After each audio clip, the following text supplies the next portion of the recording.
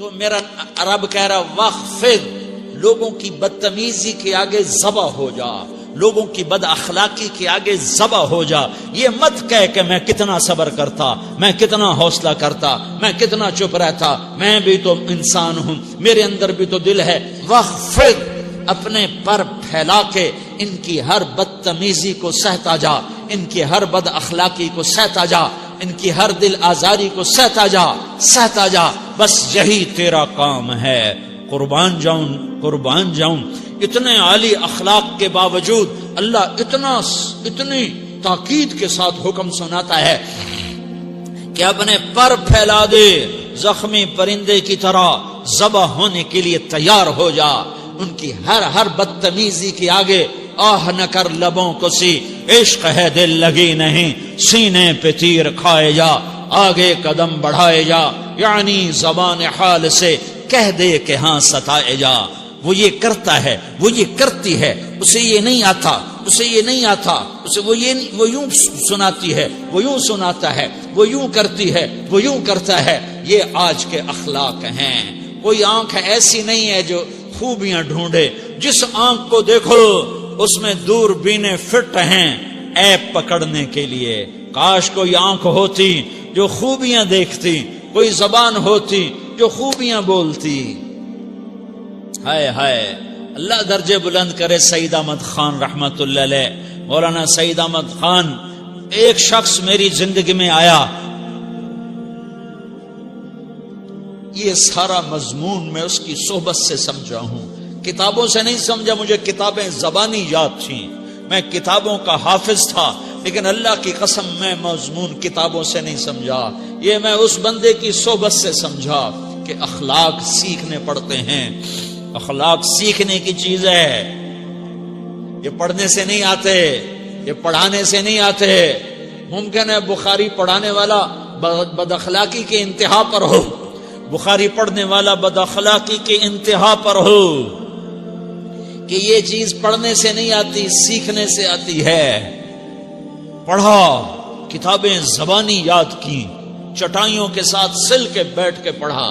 نہیں سمجھ میں آئے، ایک ہستی کو دیکھا، ایک اخلاق والے کو دیکھا، اس کے ساتھ چند صبحیں گزری، چند شامیں گزری جو میری زندگی کا سب سے قیمتی اثاثہ ہیں.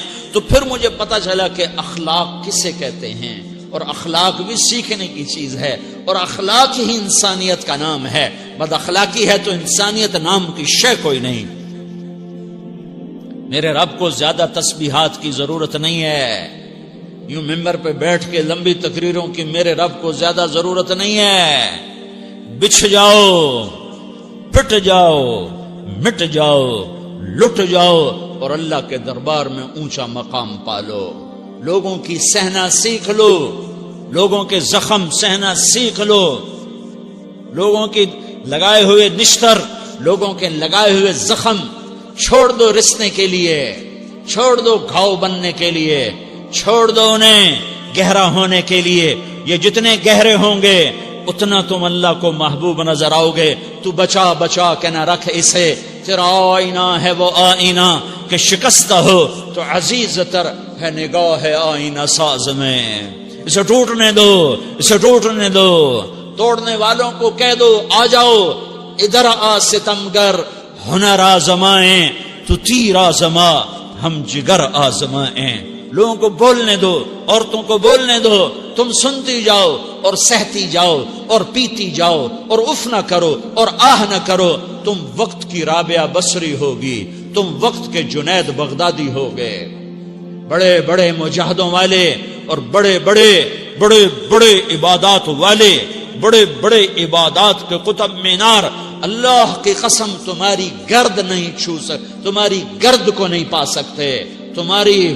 تمہیں پہنچنا تو کہاں ہے، تمہاری گرد کو بھی نہیں پہنچ سکتے ہیں. اگر تم اپنے اخلاق قابو کر لو، اپنی زبان پہ قابو کر لو، لوگوں کی دل آزاری پہ چپ رہنا سیکھ لو، لوگوں کی تکلیف پر چپ رہنا سیکھ لو، اور لوگوں کی بدتمیزی پر چپ رہنا سیکھ لو، اور برے سے اچھا بننا سیکھ لو، برے کے سامنے مسکرانا سیکھ لو، تانے سن کر بھی مسکرانا سیکھ لو، تو تمہیں زیادہ نفلوں کی ضرورت نہیں پڑے گی.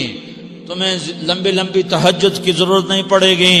تم وہاں پہنچو گے جہاں کوئی نہ پہنچ سکے گا. تم ادھر جاؤ گے جہاں کوئی نہ جا سکے گا. تمہارے مقامات کو کوئی پا نہ سکے گا آخرت میں، نہ دنیا میں نہ آخرت میں. اپنے اخلاق بناؤ. اپنی آخرت کو بنانا ہے تو اس نفس کو پاکیزہ کرو. یہ نفس پاک ہوتا ہے دو باتوں سے، ایک عبادات سے، ایک اچھے اخلاق سے. اور یہ غلیظ ہوتا ہے، ناپاک ہوتا ہے عبادات کو چھوڑنے سے اور بد اخلاقی کا شکار ہونے سے. بد اخلاقی سب سے بڑی غلاظت اور کبیرہ گناہ سب سے بڑی غلاظت ہے، اور عبادات سب سے بڑی خوراک ہے، سب سے بڑی پاکیزگی ہے. اچھے اخلاق سب سے بڑی خوراک ہے، سب سے بڑی پاکیزگی ہے. گناہوں کا چھوڑ دینا سب سے بڑی طہارت ہے. یہ کرو گے اللہ تمہیں چمکائے گا، تمہاری دنیا بھی بنائے گا، تمہاری آخرت بھی بنائے گا.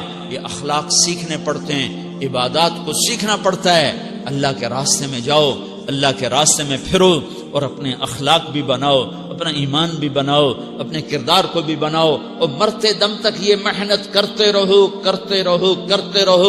کرتے کرتے موت آ گئی تو جو ادھورا پن ہے اللہ دور کر دے گا.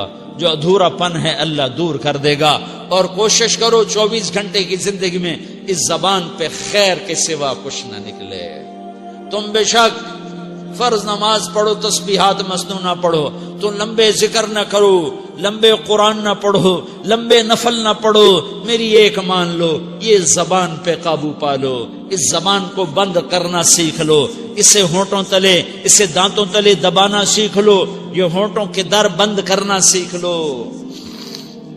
یہ مدرسے کے طلبہ نظر آ رہے ہیں، ان کو شیطان کوئی دعوت دے گا شراب پیو، ان کو کوئی شیطان دعوت دے گا کہ جوا کھیلو، ان کو دعوت دے گا غیبت کرو، ان کو دعوت دے گا فلاں کی برائی کرو، ان کو دعوت دے گا اس کے عیب ڈھونڈو اور اس کو چسکے لے کر بیان کرو. یہ اس گناہ کی مار دیتا ہے، اس میں ایسی مار دیتا ہے کہ نمازیں صاف ہو جاتی ہیں، عبادات صاف ہو جاتی ہیں، علم صاف ہو جاتا ہے، تبلیغ صاف ہو جاتی ہے.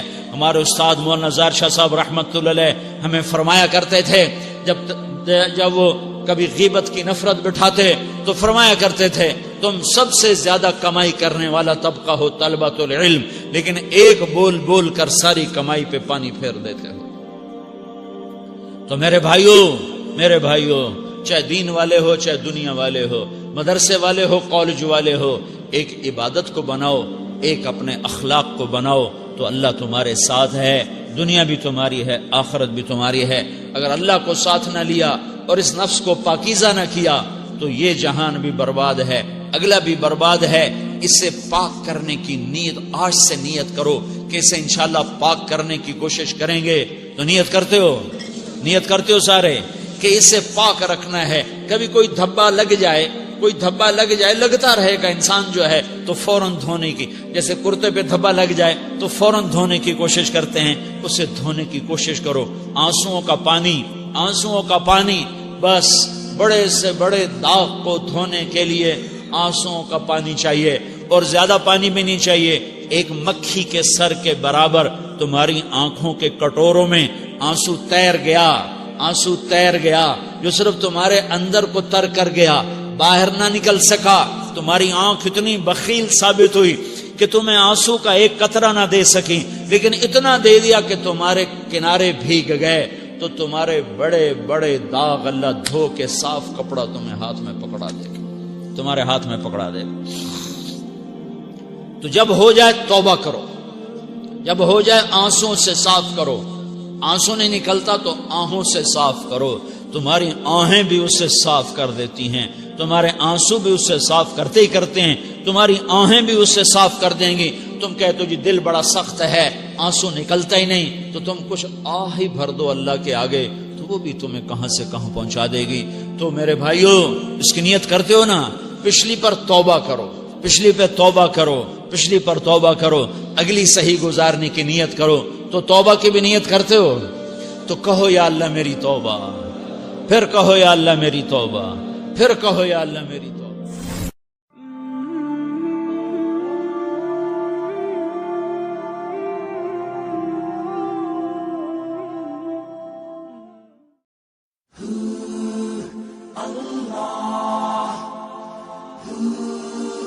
اللہ